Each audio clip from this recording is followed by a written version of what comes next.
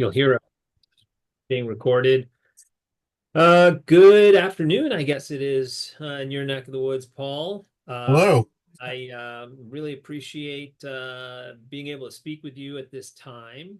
We've known each other for a little over a year now, and your journey around this whole occipital neuralgia, chronic headache diagnosis is quite long-standing. Tell me a little bit about that, when your symptoms started, and how we came to know each other. My symptoms started in 2008, which was 16 years after the car accident that ultimately caused the ON.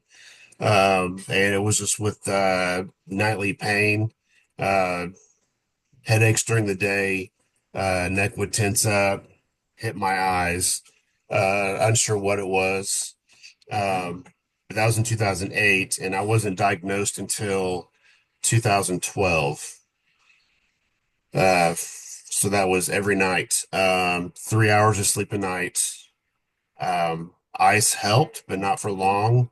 Um, I'm in recovery, so whenever I went to a pain doctor, neurologist, regular doctor, they wanted to throw narcotic medications at me, which was not an option for me to take.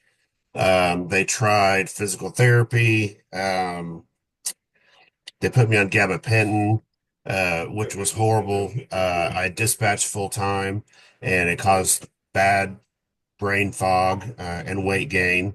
So I got off of that. I tried approximately 30 nerve blocks up until 2015, with only the very first one being successful. Um, And when I got tired of that, not getting any results, then I found a doctor in Memphis who who did occipital neuralgia surgery, and I did not know what that involved. I told him, I need you to cut down on my spine and start clipping. I was to my wit's end, um, working night shift, sleeping 3 hours during the day, going back into work, doing a 12-hour shift. I was at my wit's end. Um, Horrible surgery to recover from. It was so painful. But the positive effect of it was that I had no more flare-ups during the day. So no more of that neck tensing up, coming around to my eyes. Those were gone during the day. Unfortunately, the sleep at night was still at 3 hours. So I did more nerve blocks and I did more physical therapy and went to a sleep doctor and got on a CPAP machine, thinking that that was causing the headaches. Um, Found out in 2019 that I had bone spurs on my spine that were pinching my spinal column and degenerative disc disease in my C5 and C6. So I saw another doctor in Memphis thinking this would get rid of the headaches. He fused my C5 and 6 and shaved off the bone spurs and very easy surgery to recover from, little scar. That did not take care of the pain. Um, and This whole time I've been researching you since 2015 or 16 in one of the ON groups on Facebook. I was a member of two or three of them and heard that you were a peripheral nerve surgeon. Uh, Also knew that my insurance wouldn't cover it. So then I just suffered. Had a Went back and got a facet nerve root injection shot. That one the doctor messed up and caused me to have a stroke. And so I was no longer on a list of patients that they would give nerve blocks on because of that. So then I just suffered. I still dispatched. I became dispatch supervisor in 2020.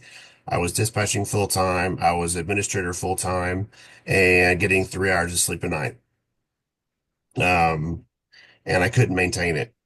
I couldn't maintain it. The brain fog, I was exhausted all the time. I couldn't do the job. You had to be 10 out of 10 on attention whenever you're dispatching for 911. as well as whenever you're supervising. And I couldn't do it. So I reached out to you in 2023, I believe, and we had a Zoom call appointment. Um, and then I waited. I waited until I couldn't wait anymore. It took a year for my fiance to convince me to do it. Um, and then we flew out to San Francisco. Um, and I will tell you how defeated I was. We flew out on a Sunday, and our original flight was to leave on Wednesday. We were going to meet with you on Tuesday, and then we were going to fly back on Wednesday. I only packed enough clothes for Wednesday to get me through to Wednesday. That was how convinced I was that you weren't going to be able to help me. Yeah. Um, There's as with any patients that suffer from this, when you go to pain doctors and they want to do nerve blocks, originally it was you lay down and I would just have them give the injection. And then as it went on, you lay down, they want to knock you out, and they have an anesthesiologist there, and they put you on an IV and a heart monitor, and it was all these theatrics. Um, so whenever I met with you last year, and I'm like, how are we going to diagnose this? And all you had me do was sit up and lean my head forward, and you gave me 4 shots and hit all 4 regions. One, two, yeah, 4 regions, and I was instantly numb. I didn't know. I guess you do know what you're doing.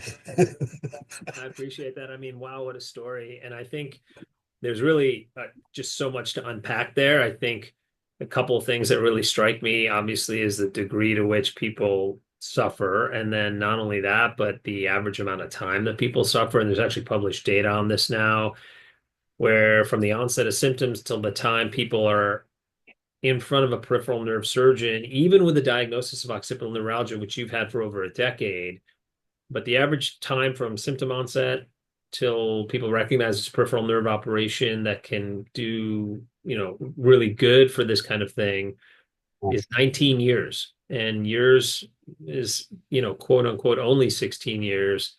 And look at all that you went through. And actually, by the time, I don't know if you realize this, but looking at your notes, by the time you came to see me, all of your pain had recurred and you were 10 out of 10 all the time.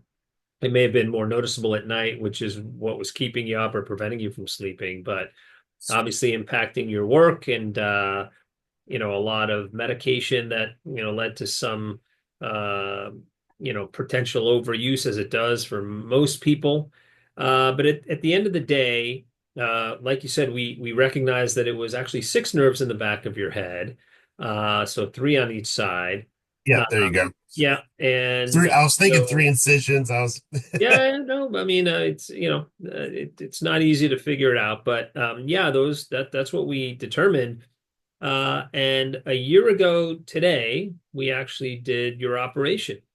Yes, sir. Talk a little bit about what the operative and the time around the operation was like. How was the experience in terms of recovery?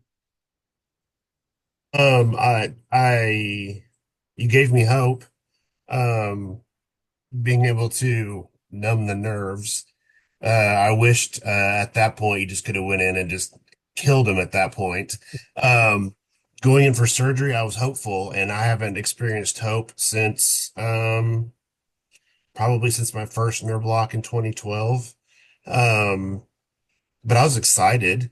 Um, I mean, So, did in you have a lot of comparison. pain after surgery? Was there a lot of nausea, No, that vomiting? I was expecting, so much pain. We did the surgery on a Thursday and we Mhm. flew out on Saturday. I was expecting to fly home in a huge amount of pain. But when I came to, I went to the hotel, I had no pain.